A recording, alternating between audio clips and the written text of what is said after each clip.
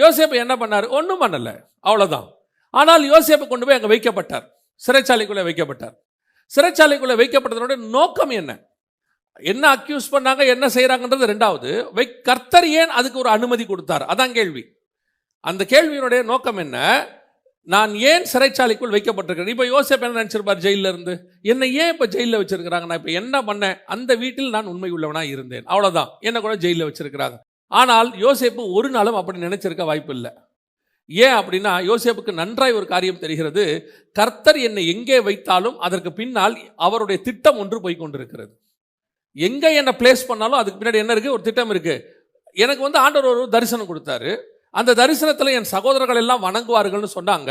மறுநாள் என் சகோதரனை நான் பார்க்க போகிறேன். எதுக்கு பார்க்க போகிறேன்? நேற்று நைட்டு எனக்கு தரிசனம் கிடச்சிருக்குது.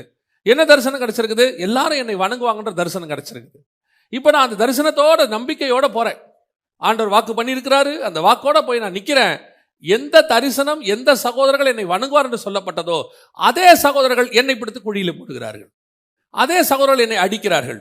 அதே சகோதரர்கள் என்னை விற்று போடுகிறார்கள். இப்போ என்ன ஆகுது? என் தரிசனம் போயிடுச்சா? என் தரிசனம் நிறைவேறாம போயிடுச்சா? என் தரிசனத்துக்கு இனி வேல்யூவே கிடையாதா அப்படின்னு ஆண்டவர் சொல்றாரு.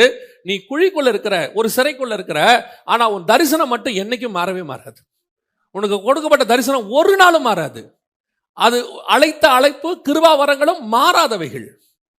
அதை கொண்டு போற ஆண்டவர், கொண்டு போற சூழ்நிலை, கொண்டு போகிற பாதை அப்படித்தான் இருக்கும்.